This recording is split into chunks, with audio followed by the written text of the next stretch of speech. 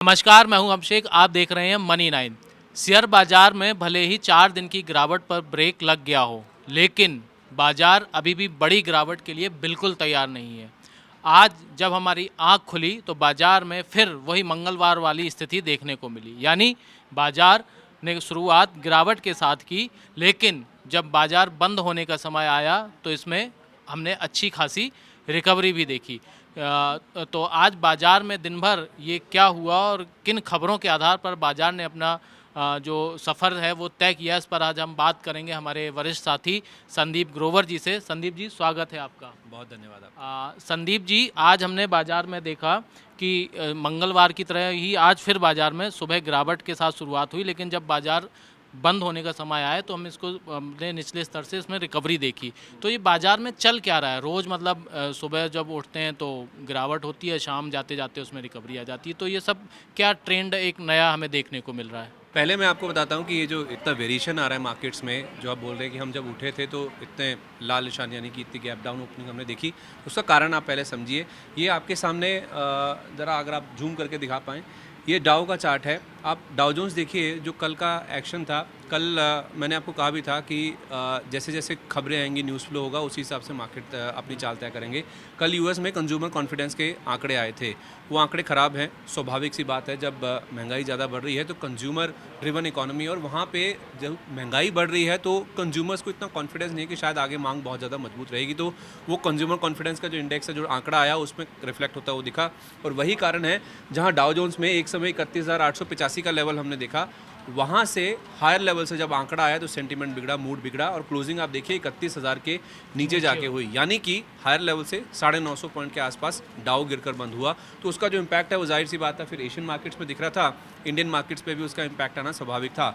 हम भी आज कहाँ कल 15,800 के आसपास बंद हुए थे, 15,850 के आसपास। आज बिल्कुल 13,700 के आसपास हमारी ओपनिंग हुई, और उसके बाद हमने 15,700 का लेवल भी नीचे की ओर तोड़ा। ये केवल ग्लोबल मार्केट्स की वजह से था, लेकिन जो लोअर लेवल से हम देखें तो रिकवरी भी काफ़ी अच्छी देखने को मिली, जैसा हमने कल के मार्केट्स में भी देखा था। देखिए, यहाँ पे हमने शुरुआत करी और उसके बाद रिकवरी आई, और एक समय तो दिन में ऐसा था कि हमने जो हाई है वो 15,861 का बना, यानी कि 15,850 के ऊपर के लेवल भी बनते हुए देखे। यानी कि जो खरीदार हैं उन्होंने भी जमकर आज एक्शन किया है। अब इसकी वजह क्या है? देखिए, कल भी जैसे हम बात कर रहे थे कि जो मंदी है वो कहीं ना कहीं बाजार डिस्काउंट कर चुका है ऑलमोस्ट। जो खराब खबरें थी कि मंदी आ सकती है, वो बाजार में डिस्काउंट हो चुकी है। और अब देखिए आप FIIs, कल भी मैंने आपको मेंशन किया था कि स्टॉक फ्यूचर्स और इंडेक्स फ्यूचर्स, ये पहले इंडिकेशंस होते हैं जो आपको बताते हैं कि क्या उनका रुख बदल रहा है, उनका जो रुझान है वो किस तरफ जा रहा है। तो कल में मैंने आपको बताया था कि खरीदारी के आंकड़े थे, और आज भी हम जब बैठे हैं तो कल शाम के जो आंकड़े थे उसमें 83 करोड़ रुपये इंडेक्स फ्यूचर्स में, और स्टॉक फ्यूचर्स में करीब 326 करोड़ रुपये की उनकी खरीदारी का इंडिकेशन है। यानी कि अब ये एक तरफ इशारा है कि शायद जो बहुत बड़ी बिकवाली का दौर है वो थमता हुआ दिख रहा है। अब खरीदार वो कब बनेंगे, कैश मार्केट में कब खरीदारी आएगी और क्वांटम कितना बड़ा कब आएगा, वो कहना मुश्किल है। लेकिन हाँ, अब जो बहुत बड़ी गिरावट का दौर है वो शायद ख़त्म हो चुका है। ये बाजार कहीं ना कहीं भांप रहा है। तो उसी का इम्पैक्ट आप देखिए मार्केट्स में दिख रहा है कि जो पहले हम सेल ऑन राइज का मार्केट था, यानी कि हर उछाल पर बिकवाली होती थी, अब वो बाय ऑन डिप्स, यानी कि हर गिरावट पर खरीदारी। कल भी आपने वही देखा, आज भी वही देखा।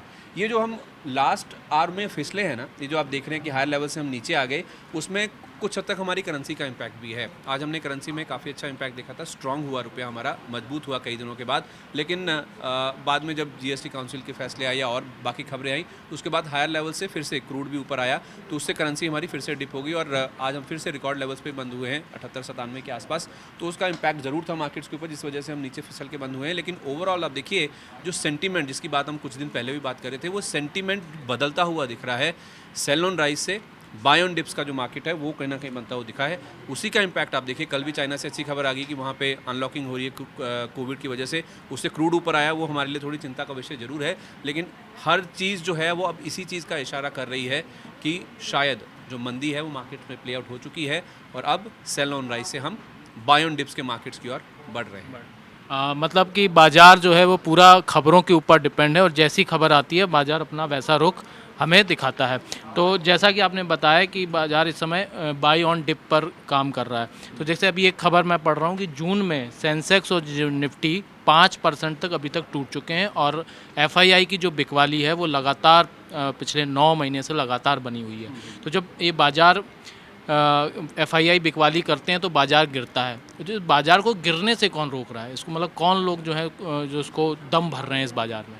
जितनी लंबी बिकवाली एफआईएस की हुई है उससे ज़्यादा लंबी खरीदारी है। आप डीआईएस की देखेंगे, शायद अगर मुझे सही याद है तो 14 महीने से लगातार जो डीआईएस है यानी कि जो घरेलू संस्थागत निवेशक हैं वो खरीदारी करें। ऑलमोस्ट उतना ही क्वांटम उन्होंने खरीदा जितना एफआईएस ने बिकवाली करी है।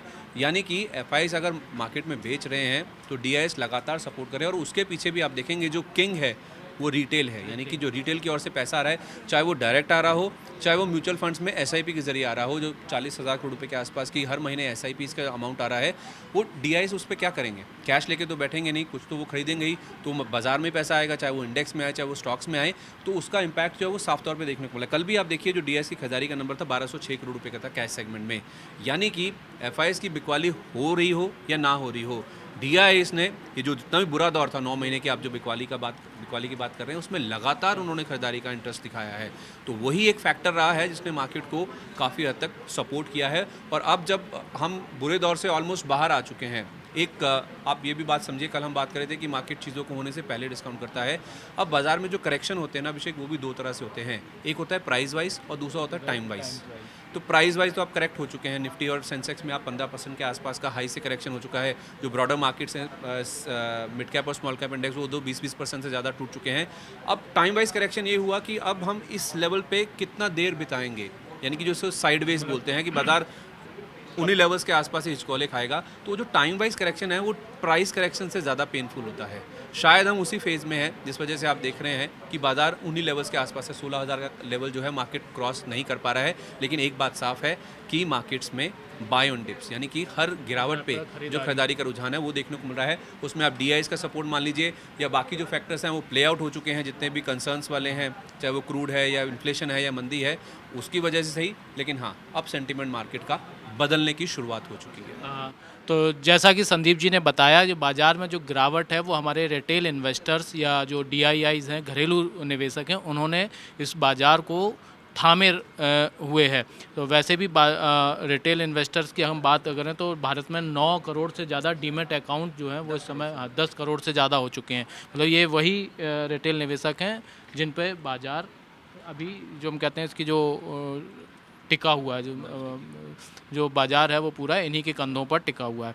तो अब अगर हम बात करें गुरुवार की, तो गुरुवार के लिए रणनीति अगर हमें बनानी है तो हमें किन ट्रिगर्स पर ध्यान अगर हमारे निवेशक रखें, इस पर बताइए। देखिए, दो चीज़ें तो आपको हमेशा ही देखनी है, 2C, सी और सी। पहला है करेंसी और दूसरा है क्रूड, यानी कि आपकी करेंसी कितनी वीक हो रही है, कितनी तेज़ी से वीक हो रही है, और दूसरा आपका क्रूड वो किन लेवल्स पे जाता है। कल ओपेक की बहुत अहम बैठक होने वाली है। अब उसमें माना जा रहा है कि ये जो खाड़ी देश हैं उनके पास क्षमता बढ़ाने की गुंजाइश नहीं बची है, यानी कि जितना वो आउटपुट कर रहे हैं उससे ज़्यादा वो अगर बोलेंगे भी तो बढ़ाने की उनके पास गुंजाइश ही नहीं बची है। तो उस लिहाज से अगर हम कहेंगे कीमतें बहुत ज़्यादा, उसको सपोर्ट करने के लिए आप सप्लाई बढ़ा दीजिए, तो वैसी मार्केट में बातचीत नहीं, जिस वजह से क्रूड काफ़ी ऊपर आ रहा है। तो क्रूड अगर 120 के ऊपर जाता है, ये एक बहुत इंपॉर्टेंट फैक्टर होगा जो आपको ध्यान में रखना होगा। साथ ही साथ आज एक अहम सेबी की बैठक भी है जिसमें एफपीआई यानी कि जो विदेशी निवेशक हैं उनको कमोडिटी मार्केट्स में भी अगर निवेश करने की मंजूरी दी जाती है। तो इक्विटी मार्केट से आप कहेंगे कोई लिंक नहीं, लेकिन हाँ सेंटीमेंट वाइज ही सही उनका पैसा आना शुरू होगा। अगर पैसा आता है तो जाहिर सी बात है आपकी जो करेंसी है वो वीक होना कम हो जाएगी। आरबीआई के एफर्ट्स चल रहे हैं जिस वजह से हमने आज भी देखा पहले हाफ में रुपए में मजबूती थी, आज शुरुआत भी अच्छी हुई थी। लेकिन अगर विदेशियों का पैसा आना शुरू हो जाता है, भले ही पहले कमोडिटीज़ में आए, तो उससे आपकी करेंसी को सपोर्ट मिल जाएगा। दूसरा ओपेक की बैठक मैंने आपको बताया ही, और इसके साथ साथ ईसीबी फोरम में आज जेरम पॉवल इनका एक भाषण है।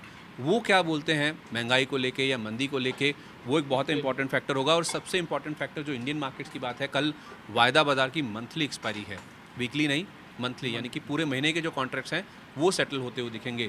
तो उसका भी जो इम्पैक्ट है कहीं ना कहीं मार्केट्स में देखने को मिलेगा। कल आप ये मान के चलिए कि कल भारी उठापटक वाला दिन होगा। वैसे भी हम 2 दिन से देख रहे हैं कि कमज़ोर खुलते हैं उसके बाद ऊपर जाते हैं।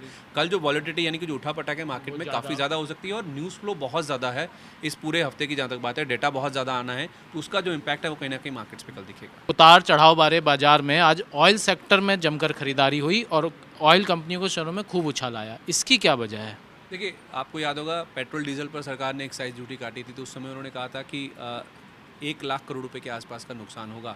लेकिन अब सरकार को भी पैसा चाहिए अपने राजस्व को बढ़ाने के लिए। उन्होंने एक कैबिनेट की जो आज बैठक हुई उसमें फैसला लिया कि जो घरेलू क्रूड का उत्पादन होता है उसकी जो बिक्री है उसे डीरेगुलेट कर दिया गया। डीरेगुलेट करने का मतलब है कि जो क्रूड घरेलू कंपनियां प्रोड्यूस करती हैं, ONGC, ऑयल इंडिया जैसी, या केन हुआ या रिलायंस हुआ, तो वो अब उसकी जो कीमतें हैं वो अपने आप निर्धारित कर पाएंगी। यानी कि उनको डिस्काउंटेड रेट्स पे सरकार को या सरकारी कंपनियों को क्रूड नहीं देना होगा। तो यानी कि जो आप प्रोड्यूस कर रहे हैं, जैसे ONGC अब क्रूड प्रोड्यूस करेगा, $115-120 का उनको दाम मिलेगा, तो जाहिर सी बात है फिर उसमें उनके जो रेवेन्यूज़ हैं, जो आय है, उसमें इजाफा देखने को मिलेगा। अब ये किया क्यों जा रहा है? देखिए, दो कारण हैं इसके। पहली बात तो ये है कि सरकार का राजस्व बढ़ेगा क्योंकि रॉयल्टी और सेस, ये दोनों चीज़ें हैं। और दूसरी बात आप देखिए, हमारी क्रूड की डिपेंडेंस बहुत ज़्यादा है। आपको क्रूड बाहर से बहुत ज़्यादा इंपोर्ट करना पड़ता है, 85% इंपोर्ट करते हैं। अगर कंपनियों को ये बूस्ट मिलेगा कि उनको उनके उत्पादन का अच्छा मूल्य मिलेगा, तो जाहिर सी बात है प्रोत्साहन होगा कि वो ज़्यादा प्रोड्यूस करेंगे, तो हमारी जो निर्भरता है इंपोर्ट के ऊपर वो भी कहीं ना कहीं कम होती हुई दिखेगी। तो काफ़ी अच्छा कदम ये माना जाना चाहिए, कंपनियों के लिहाज से भी, देश की इकोनॉमी के लिहाज से भी, आपकी करेंसी के लिए भी और शेयर मार्केट के लिए भी। मतलब जैसे डीजल पेट्रोल तो पहले ही डी कंट्रोल हो चुका था, वैसे ही अब कंपनियों के लिए जो वो तेल निकालती हैं या बनाती हैं उसको भी डी कंट्रोल सरकार ने कर दिया है। ये एक अच्छी खबर है कि हमारी निर्भरता जो है वो आयातित महंगे पेट्रोल कच्चे तेल पर कम होगी। तो शेयर बाज़ार की आज की जो दिन भर की घटनाएं रहीं, इस पर संदीप जी ने हमें इतने विस्तार से और इतने अच्छे ढंग से बताया। अगर आपका भी शेयर बाज़ार से जुड़ा कोई सवाल है तो वो आप हमें ज़रूर बताएं, उसका हम अपने एक्सपर्ट से जवाब देने की कोशिश करेंगे। और हमारे यूट्यूब पर आप हमारे चैनल को सब्सक्राइब कर सकते हैं, इसे आप फेसबुक, इंस्टाग्राम, ट्विटर पे भी फॉलो कर सकते हैं। तो ऐसे ही काम की खबरों को देखने के लिए बने रहें मनी 9 के साथ।